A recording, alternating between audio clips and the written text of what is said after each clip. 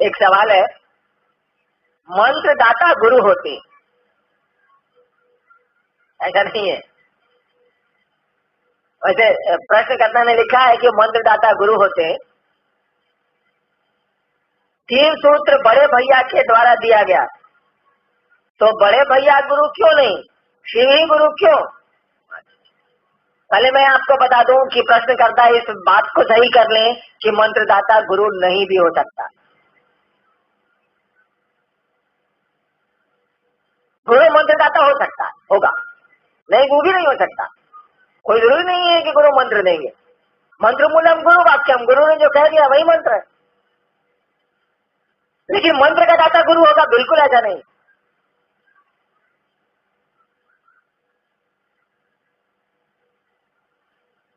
अब फिर मंत्रों की व्याख्या करनी होगी, गुरु की व्याख्या करनी होगी, लेकिन इतना जान लीजिए कि मंत्रदाता गुरु होगा ऐसा नहीं, हो भी सकता।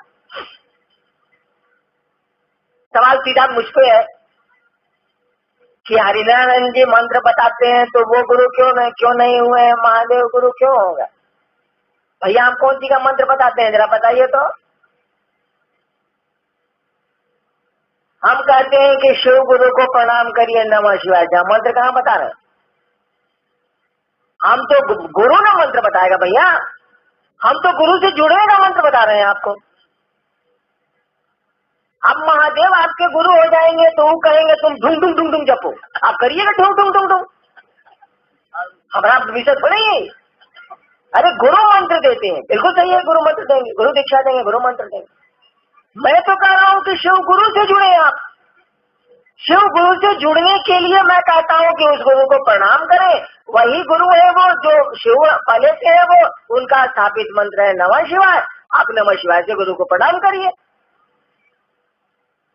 मैं तो गुरु से जुड़ने के लिए मंत्र बता रहा हूँ। अब महादेव आपके गुरु हो जाएंगे तब ना वो मंत्र देंगे आपको, वो ढूंढ ढूंढ दे, भूंग भूंग दे, जो दे आपको। इससे हमारा तो विषय नहीं है ये, क्योंकि आप महादेव गुरु होंगे, महादेव आप हैं उनके शिष्य। अब गुरु आपको क्या बताएंगे ये आप पूछिए और आपके गुरु जी पूछे, ये मेरा तो विषय है नहीं। मैंने तो आपको कहा कि भाई साहब उस चरवाहे की तरह जो चरवाहा विद्यालय में पढ़ता है, मैंने कहा कि भाई साहब आप भी हमारी तरह चरवाहा है, सुनिएगा। तो बोले बोलिए। हम कहा कि देखिए ना, वो चरवाहा विद्यालय खुला है, हम पढ़ते हैं, आप नहीं पढ़िएगा। तो आपने भी कहा कि जी हम भी पढ़ेंगे। अब आप हमसे पूछ रहे हैं कि मास्टर साहब आज बोले क, तो बोलिए तो इसके आगे क्या होता है? हम बोले कि भाई आप भी पढ़ते हैं, हम भी पढ़ते हैं, दोनों कहे पढ़ते, इसके आगे हमको क्या पूछाता? आप बोले कि साले आप ही ना बताए थे कि मास्टर साहब पढ़ाते हैं, तो पढ़ने चलो, तो आप ही ना मास्टर हुए, आप ही पढ़ाइए। भैया हम कैसे मास्टर हो जाएंगे? हम तो कह रहे हैं कि हम पढ़ते हैं, आप भी पढ़ने चलिए। तो जितना आपको पढ़ाता उतना हमको पढ़ाता, उसके आगे कैसे हम जान जाएंगे? तो मैं आपको मंत्र नहीं बतलाता, मैं आपको गुरु से संपर्क का सूत्र बतलाता हूँ। एक बात बताइए तो, प्रेत से कैसे संपर्क करिएगा? क्या नियम है प्रेत से संपर्क करने का?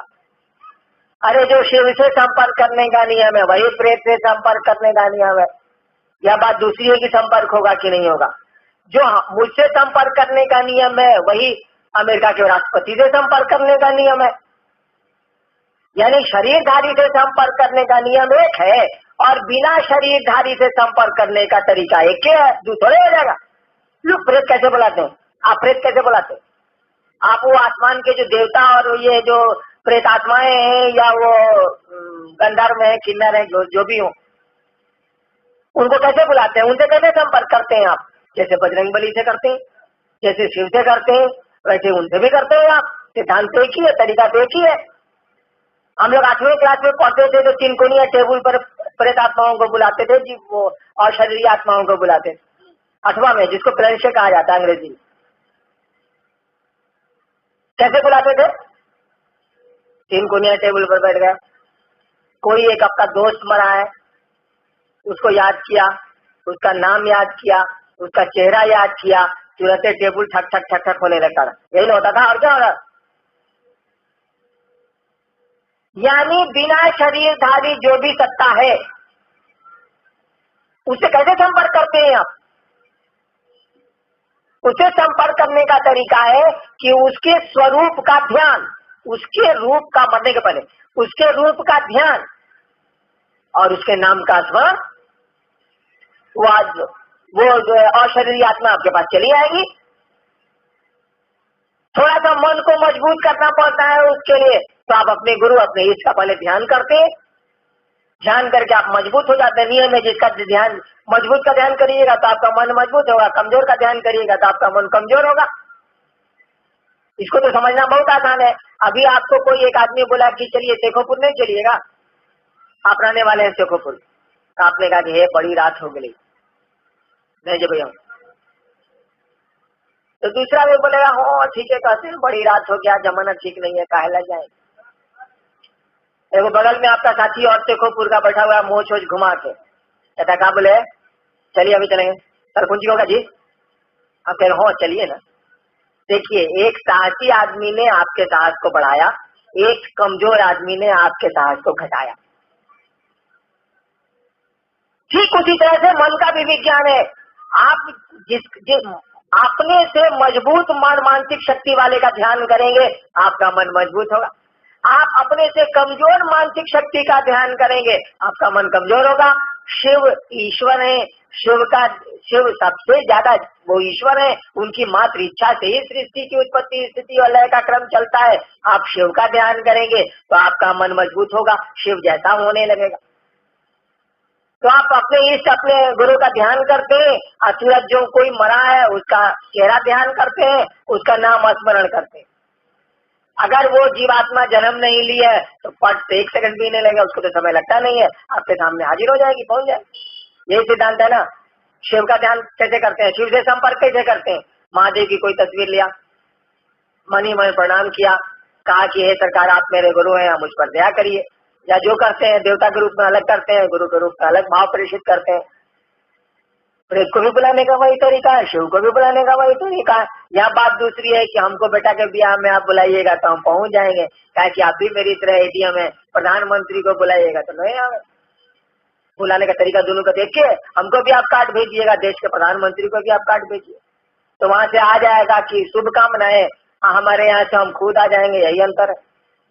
तो आप महादेव को याद करते हैं तो वहाँ कुछ भी खुरखुर नहीं होता है। प्रेत को याद करते हैं तो हम आप प्रेत की मानसिकता रखते हैं, साथी साथी हैं हम लोग, और से पहुंच जाता है कि यार बुला रहा है चल यार, यही नियम, यही तरीका है। ताकि चोर चोर मौसेरे भाई, हम लोग तो साधु तो है नहीं कि बुलाने से साधु आएंगे, हम लोग तो लक्षण से भीतर से प्रेत हैं, इंसान तो है नहीं, प्रेत हैं।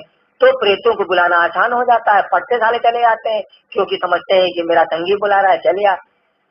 शिव समझता है कि साहब बुला रहा है, उस तक आवाज तो वो तो सुनता है, लेकिन वो आपके बुलाने से वो आ नहीं सकता है, क्योंकि आप शिव की मानसिकता में गए ही नहीं है। पहले साधु तो होइएगा तब न शिव होइएगा, वो तो साधुता की पराकाष्ठा नहीं, सीढ़ी चढ़िएगा तब न।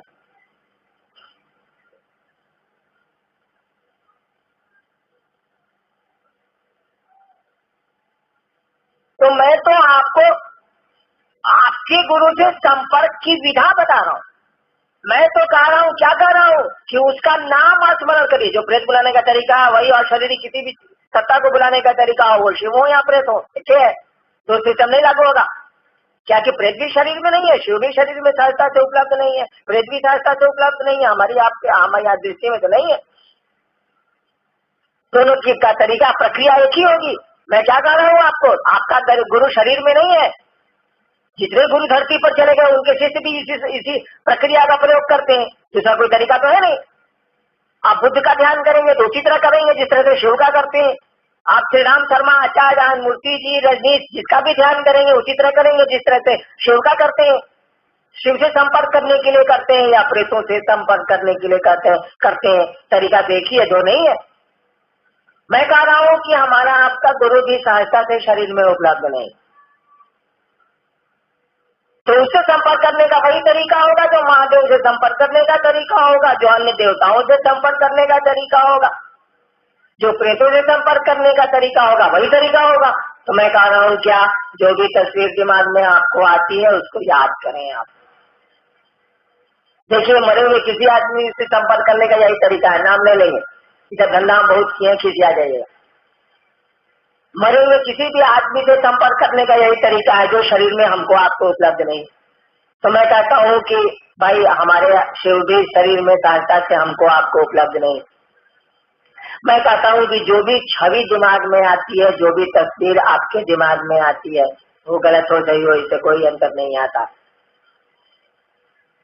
उसका स्मरण करें आप, गुरु के रूप में, देवता के रूप में आप कर रहे हैं तो प्रणाम निवेदित करें आप, और उसके नाम का स्मरण करें आप।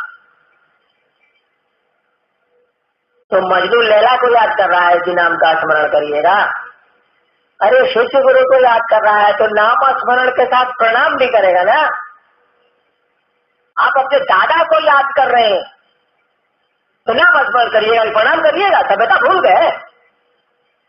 अपने बेटे को याद करिएगा तब तो नाम प्रणाम करने की जरूरत नहीं है, लेकिन श्रेष्ठ जनों को याद करिएगा तो प्रणाम निवेदित करिएगा कि नहीं करिएगा।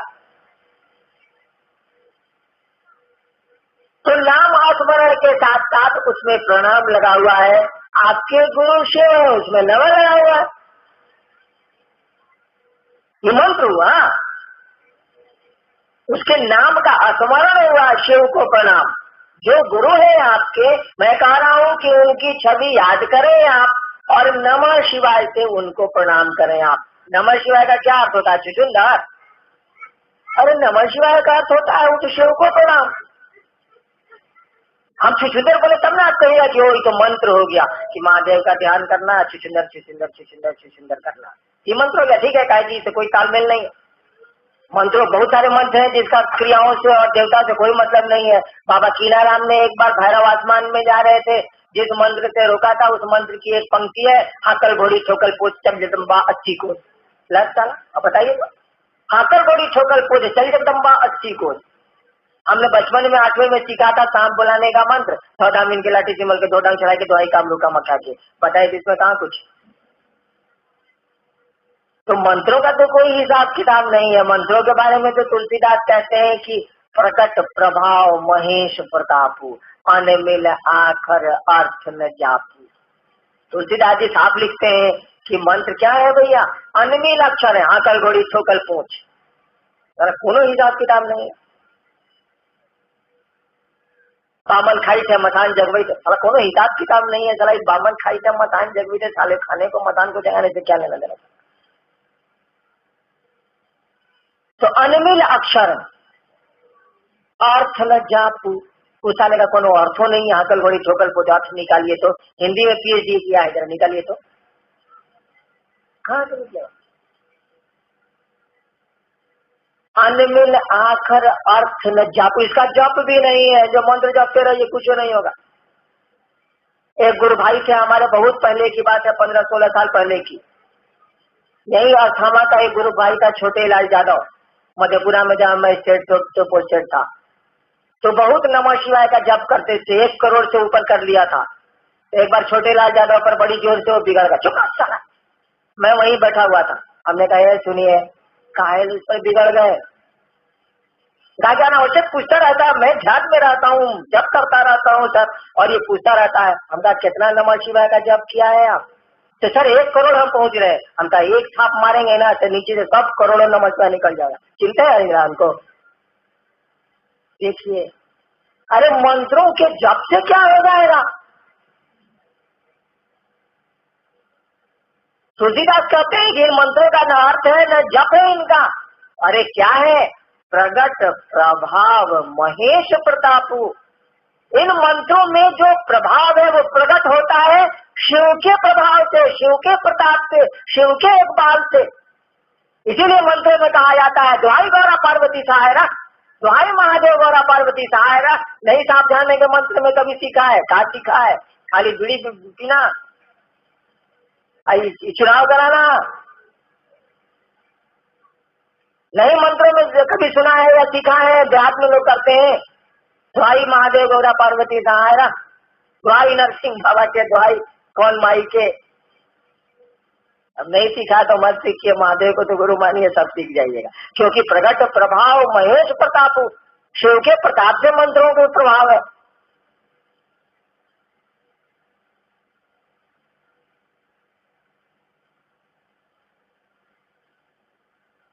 तो मैं तो कोई आपको मंत्र नहीं बता रहा, मैं तो कह रहा हूँ कि उस शिव का ध्यान करें आप, जो आपका गुरु है उसको अपना प्रणाम निवेदित करें आप, उसका नाम शिव है, वही शिव है जो आपका गुरु है। जो बड़ी पुराना मंत्र है, बहुत पूर्व से स्थापित मंत्र है नमः शिवाय, उसी से प्रणाम कर लें आप, शिव को प्रणाम कर लें आप। मैं मंत्र तो थोड़ी ही बता रहा, मैं गुरु थोड़ी हूँ, गुरु से जुड़ने का संपर्क का तरीका बता रहा हूँ। ये तीनों सूत्र जो है ना, ये तीनों सूत्र गुरु से आपका जुड़ाव करते हैं, शिव गुरु से आपके संपर्क कैसे हो जाए ये तीनों सूत्र करते हैं। एक इसमें सवाल आया है, सब तो मैं मोड़ मोड़ के उसको ये कर दिया। हम लोगों के समय में तो ऐसा नहीं होता था।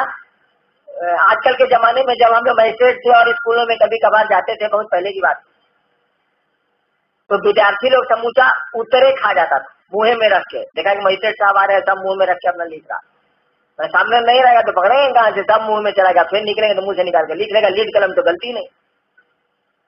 मैं भी वैसा ही विद्यार्थी हूँ, आपके जितने सवाल आए हैं ना, गप गप में सबको मैं मोड़े चला गया, ताकि फिर पढ़ने में नहीं आएगा तो उत्तर कहाँ से दूंगा, कह दूंगा कि सारा पढ़ाता ही नहीं तो क्या बोले आप।